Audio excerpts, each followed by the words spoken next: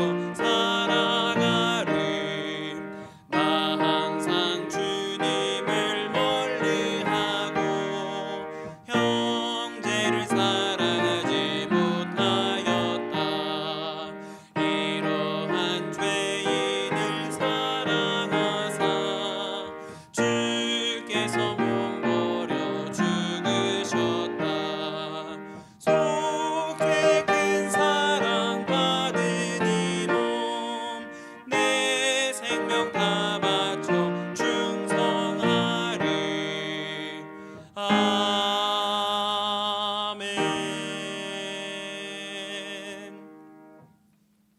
440장 힘차게 박수하면서 찬송하겠습니다. 440장입니다.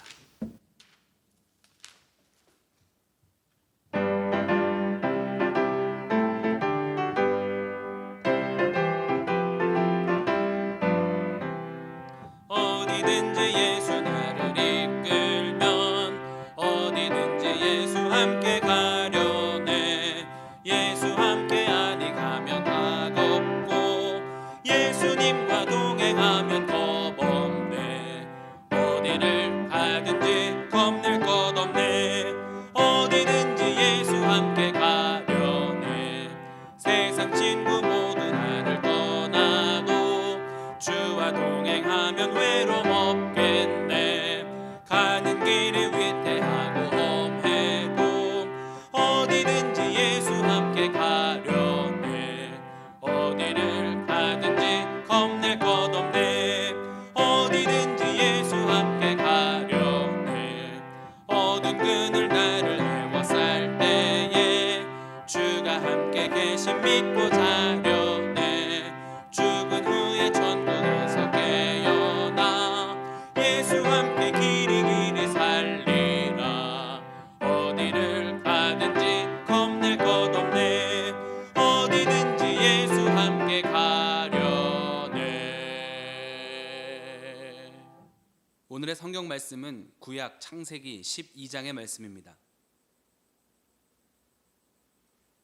창세기 12장 1절부터 20절까지의 말씀을 저와 여러분이 한 절씩 교독하여 읽도록 하겠습니다. 여호와께서 아브라함에게 이르시되 너는 너의 고향과 친척과 아버지의 집을 떠나 내가 내게 보여줄 땅으로 가라. 내가 너로 큰 민족을 이루고 내게 복을 주어 내 이름을 창대하게 하리니 너는 복이 될지라. 너를 축복하는 자에게는 내가 복을 내리고 너를 저주하는 자에게는 내가 저주하리니 땅의 모든 족속이 너로 말미암아 복을 얻을 것이라 하신지라. 이에 아브라함이 여호와의 말씀을 따라갔고 롯도 그와 함께 갔으며 아브라함이 하란을 떠날 때에 75세였더라. 아브라함이 그의 아내 사레와 조카 롯과 하란에서 모은 모든 소유와 얻은 사람들을 이끌고 가나안 땅으로 가려고 떠나서 마침내 가나안 땅에 들어갔더라. 아브라함이 그 땅을 지나 세겜 땅 모래 상수리 나무에 이르니 그때 가나안 사람이 그 땅에 거주하였더라. 여호와께서 아브라함에게 나타나 이르시되 내가 이 땅을 내 자손에게 주리라 하신지라. 자기에게 나타나신 여호와께 그가 그곳에서 제단을 쌓고 거기서 베델 동쪽 산으로 옮겨 장막을 치니 서쪽은 베델이요 동쪽은 아이라. 그가 그곳에서 여호와께 제단을 쌓고 여호와의 이름을 부르더니 점점 남방으로 옮겨갔더라. 그 땅에 기근이 들었으므로 아브라함이 애굽에 거류하려고 그리로 내려갔으니 이는 그 땅에 기근이 심하였습니다. 그가 애굽에 가까이 이르렀을 때에 그의 아내 사레에게 말하되 내가 알기에 그대는 아리따운 여인이라. 애굽 사람이 그대를 볼 때 이르기를 이는 그의 아내라 하여 나는 죽이고 그대는 살리리니 원하건대 그대는 나의 누이라 하라. 그러면 내가 그대로 말미암아 안전하고 내 목숨이 그대로 말미암아 보존되리라 하리라. 아브라함이 애굽에 이르렀을 때에 애굽 사람들이 그 여인이 심히 아름다움을 보았고 바로의 고관들도 그를 보고 바로 앞에서 칭찬함으로 그 여인을 바로의 궁으로 이끌어들인지라. 이에 바로가 그로 말미암아 아브라함을 후대함으로 아브라함이 양과 소와 노비와 암수나귀와 낙타를 얻었더라. 여호와께서 아브라함의 아내 사레의 일로 바로와 그 집에 큰 재앙을 내리신지라. 바로가 아브라함을 불러서 이르되 내가 어찌하여 나에게 이렇게 행하였느냐. 내가 어찌하여 그를 내 아내라고 내게 말하지 아니하였느냐. 내가 어찌 그를 누이라 하여 내가 그를 데려다가 아내를 삼게 하였느냐. 내 아내가 여기 있으니 이제 데려가라 하고 바로가 사람들에게 그의 일을 명하매 그들이 그와 함께 그의 아내와 그의 모든 소유를 보내었더라. 아멘. 할렐루야. 하나님의 은혜가 이 시간 예배드리는 모든 성도님들께 함께 하시기를 주님의 이름으로 축원드립니다. 오늘 함께 읽은 본문 12장 말씀에는 아브라함이 등장합니다. 아브라함의 등장으로 인해 하나님은 새로운 방법으로 하나님의 백성들에게 다가오시는 모습을 보여줍니다. 아담과 하와가 에덴 동산에서 죄를 지음으로 인해 쫓겨났습니다. 에덴의 동편에서 살아가는 후손들의 모습에도 여전히 죄악된 모습이 되풀이되었습니다. 그렇게 반복되는 죄로 인해 하나님과의 관계가 멀어져 갔고 하나님은 그 모습을 보시고는 사람을 지으신 것을 한탄하실 만큼 마음이 아프셨다라고 합니다. 또 홍수의 심판을 통해 노아의 가문을 빼고 모든 것을 다시 시작하셨습니다. 그런데 안타깝게도 노아의 후손들의 모습에서도 여전히 바벨탑을 쌓고 하나님과 같이 높아지려는 교만한 모습과 범죄들이 되풀이되었습니다. 하나님께서는 이들을 흩으시고 언어를 혼잡하게 하셨습니다. 죄로 서로 연결되고 또 죄가 더 이상 확장되지 않기 위해서 그들을 지키시기 위한 징계를 내리신 것입니다. 그런데 하나님의 역사는, 하나님의 사랑은 거기서 끝나지 않고 아브라함이라는 한 사람을 찾아오십니다. 그리고 그를 들어서 다시 새롭게 하나님의 백성들의 역사와 이스라엘 민족의 역사를 다시 시작하고 계신 것입니다. 두렵고 무서운 심판으로 징계하셨던 하나님이 이제는 한 사람의 손을 붙잡고 함께 새로운 역사를 이루어가는 모습을 보여주십니다. 아브라함에게 먼저 다가와서 축복을 선포하시고 하나님의 말씀에 순종하기를 요구하십니다. 그리고 그가 그 말씀 따라 순종하면서 살아갈 때 한 사람의 삶을 통해 놀라운 은혜를 부어주셨습니다. 하나님은 오늘 우리에게도 동일한 방법으로 다가와 주십니다. 하나님은 말씀을 통해 하나님이 우리를 얼마나 사랑하시는지 선포해 주셨고 또 우리를 통해 하나님 나라를 확장시켜 나가기 원하시며 우리의 삶에 복 주시기 원하신다는 것을 계속해서 말씀해 주고 계십니다. 우리는 말씀으로 다가오시는 하나님을 믿고 또 우리에게 주신 그 말씀에 순종으로 반응할 때 우리 삶에도 아브라함에게 주셨던 놀라운 축복이 있게 될 줄로 믿습니다. 하나님은 아브라함의 삶에 어떻게 다가와 주셨습니까? 또 우리의 삶에 다가오시는 하나님 앞에 우리는 어떻게 반응하여야겠습니까? 오늘 말씀을 중심으로 몇 가지 함께 살펴보며 은혜를 나누고자 합니다. 첫 번째로는 하나님은 말씀으로 다가오십니다. 하나님의 역사는 말씀으로 시작되고 또 말씀으로 완성됩니다. 천지 만물을 지으실 때도 하나님은 말씀으로 창조하셨습니다.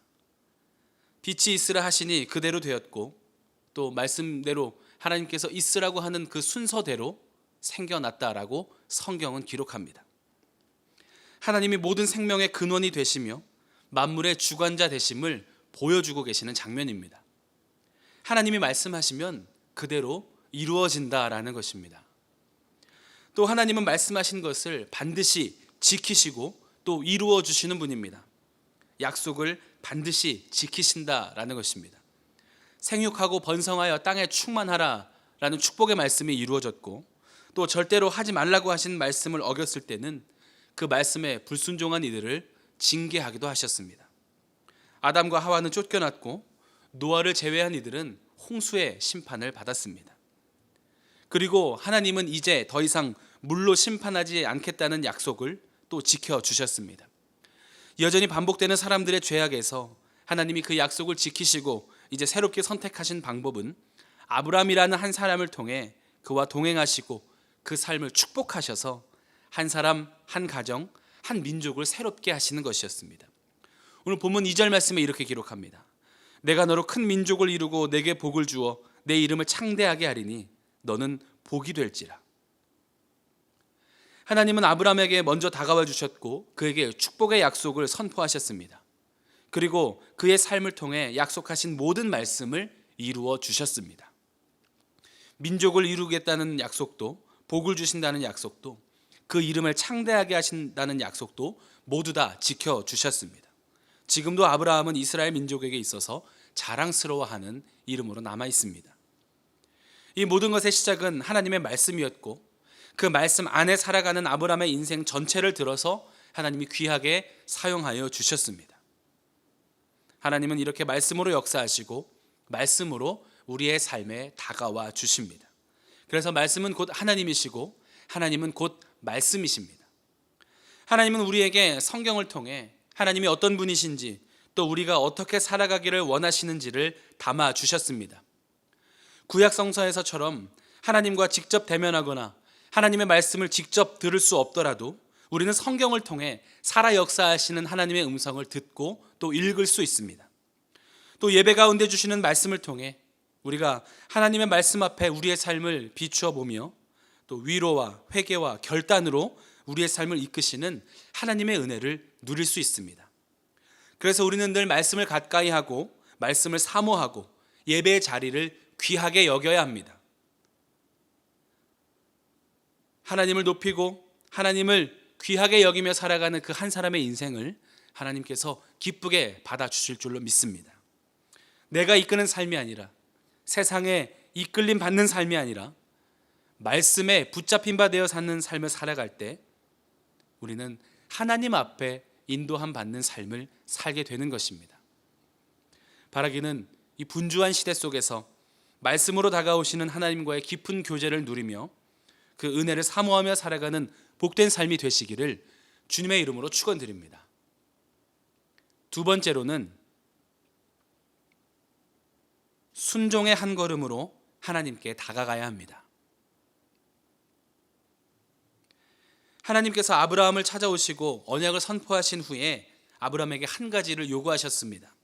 본문 1절 말씀입니다. 여호와께서 아브라함에게 이르시되 너는 너의 고향과 친척과 아버지의 집을 떠나 내가 내게 보여줄 땅으로 가라. 당대는 씨족 사회였습니다. 친척과 아버지의 집을 떠나 새로운 곳으로 가는 것은 단순히 삶의 터전을 옮기는 것보다 훨씬 더 큰 의미를 갖습니다. 아무도 없는 곳에서 새로운 삶을 개척해 나가야 하는 것입니다. 다른 부족의 경계의 대상이 될 수도 있고 또 무리가 이동하는 중에 공격을 받을 수도 있었습니다. 아브라함의 새로운 곳으로 가는 과정은 불안함으로 나아가는 과정이었습니다. 그리고 그의 나이가 75세였다라고 성경은 기록합니다. 75세에 적지 않은 나이에 익숙했던 삶의 터전을 떠나 새로운 땅으로 나아가는 과정은 불편하고 불안한 미래로 다가왔습니다. 그런 하나님의 말씀이 있을 때 아브라함의 반응을 성경은 이렇게 기록합니다. 본문 5절 말씀입니다. 아브라함이 그의 아내 사레와 조카 롯과 하란에서 모은 모든 소유와 얻은 사람들을 이끌고 가나안 땅으로 가려고 떠나서 마침내 가나안 땅에 들어갔더라. 불안한 미래였지만 또 불편한 상황이었지만 사레와 조카 롯과 하란에서 모든 소유와 얻은 사람들을 이끌고 말씀대로 한 걸음을 떼어 순종했습니다. 그리고 이 한 걸음이 하나님이 약속하신 축복의 말씀이 그의 삶에 이루어지는 첫 걸음이 되었습니다. 이 과정에서 하나님이 구체적으로 어느 방향으로 나를 인도하실 것인지 묻지 않고 왜 불편함으로 나를 인도하시는지 하나님 앞에 따지지 않았습니다. 눈앞에 있는 환경을 보면 아무리 생각해도 안 갖는 게 맞습니다. 75세의 부담스러운 나이에 내 모습을 보면 더더욱 안 가는 게 맞습니다. 그렇지만 아브라함은 하나님을 바라보았습니다. 하나님이 말씀하시면 그 말씀하신 대로 되리라 라는 것을 그는 신뢰했던 것입니다. 이와 같은 결단과 순종이 결국 그를 복의 근원, 민족의 조상의 삶으로 이끌어 간 것입니다. 순종은 어렵습니다. 그리고 불편합니다. 익숙한 죄의 삶에서 떠나 하나님의 말씀대로 살아가는 과정이기 때문에, 또 많은 사람들이 가는 길과 다른 가치를 선택하는 것이기 때문에 부담스럽게 다가오기도 합니다. 계산이 안 맞는 것처럼 보이기도 하고, 또 그렇지만 우리의 시선과 세상의 가치가 아니라 살아 역사 주관하시는 하나님의 말씀이 들려올 때 순종함으로, 불편함으로, 거룩한 부담으로 한 걸음 나아가는 그 시작이 우리의 삶을 복으로 채우는 시작이 된다는 것을 기억하시기 바랍니다. 75세의 아브라함이 걸어갔던 시작이 그 삶과 가정과 민족을 새롭게 하는 놀라운 복으로 이어졌습니다. 하나님의 말씀이 내 삶의 가장 큰 복이 되며, 말씀대로 살아가는 것, 순종하는 것은 거룩한 불편, 거룩한 부담이 되어 세상에 줄 수 없는 놀라운 은혜로 삶에 채워진다는 것을 기억하시기 바랍니다. 우리의 삶에도 하나님의 축복의 선포와 우리의 순종이 만나는 지점에서 큰 복을 경험하는 복된 삶이 되시기를 주님의 이름으로 축원드립니다. 마지막으로는 제단을 먼저 쌓아야 합니다. 아브라함의 여정이 시작되었습니다. 그는 가장 먼저 세겜 땅 모래 상수리 나무 곁에 이르렀습니다. 그리고 그곳에서 하나님께서 아브라함에게 이 땅을 내 자손에게 주리라 라고 선포하셨습니다. 그 말씀을 들은 아브라함은 동쪽으로 옮겨 장막을 쳤습니다. 성경은 아브라함이 장막을 옮기고 이동할 때마다 새로운 곳에서 머물거나 정착하게 될 때 가장 먼저 한 일은 제단을 쌓는 일이었다라고 기록합니다. 7절 하반절에는 자기에게 나타나신 여호와께 그가 그곳에서 제단을 쌓고 라고 기록합니다. 8절 하반절에도 그가 그곳에서 여호와께 제단을 쌓고 여호와의 이름을 불렀더니 라고 기록합니다. 뿐만 아니라 그 후에도 아브라함은 이동할 때마다, 머무를 때마다 또 하나님이 말씀 주신 곳을 기념하며 가장 먼저 그곳에서 제단을 쌓고 여호와의 이름을 부르며 예배했습니다. 제단을 먼저 쌓았다는 것은 삶의 우선순위가 하나님께로 정해져 있었다는 것을 증거하는 모습입니다. 오늘 우리의 삶에 적용한다면 그의 삶에 예배가 중심이었다, 예배로 삶을 시작하는 사람이었다라고 말할 수 있습니다. 하나님께 드릴 시간을 먼저 구별하고, 하나님께 드릴 마음을 먼저 구별하고, 하나님 앞에 드릴 예물을 먼저 구별한 후에 사용하는 사람이었습니다. 그로 인해 하나님과의 관계가, 그리고 올바른 우선순위가 무너지지 않았고, 그 중심을 하나님이 기쁘게 받아주셔서 그의 삶에 복이 흘러 넘치게 된 줄로 믿습니다. 바라기는 우리도 이와 같이 복이 흘러 넘치는 삶, 그리고 복이 흘러 넘치는 가정, 복이 흘러 넘치는 민족이 되기를 바랍니다.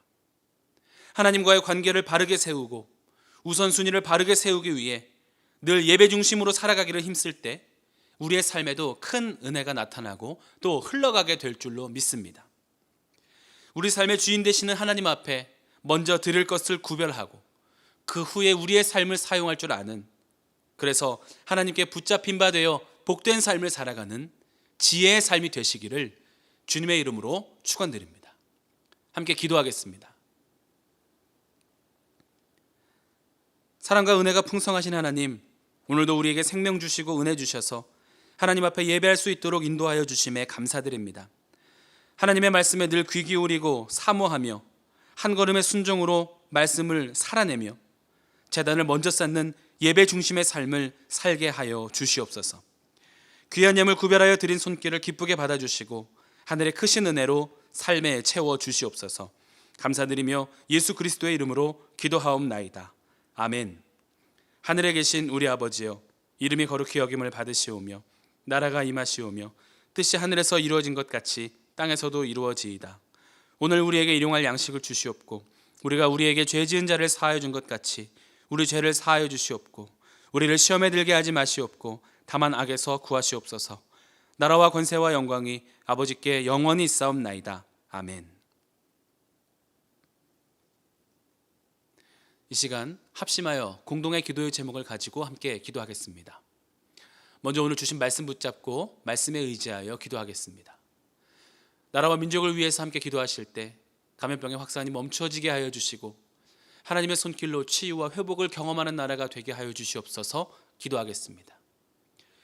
교회를 위해서 함께 기도하실 때 단위에 세우신 담임 목사님의 신원의 강건하심을 위해서 함께 기도해 주시고 온라인으로 예배드리는 모든 성도들의 믿음의 건강과 또 육신의 건강을 지켜주시옵소서. 함께 기도하겠습니다. 우리의 자녀들과 가정을 위해서 함께 기도해 주시고 또 중보하며 기도하실 때 병환 가운데 있는 환우들의 회복을 위해서 어려움 겪고 있는 성도들과 이웃들의 삶의 회복을 위해서 함께 중보하며 기도하도록 하겠습니다. 다 함께 기도하겠습니다.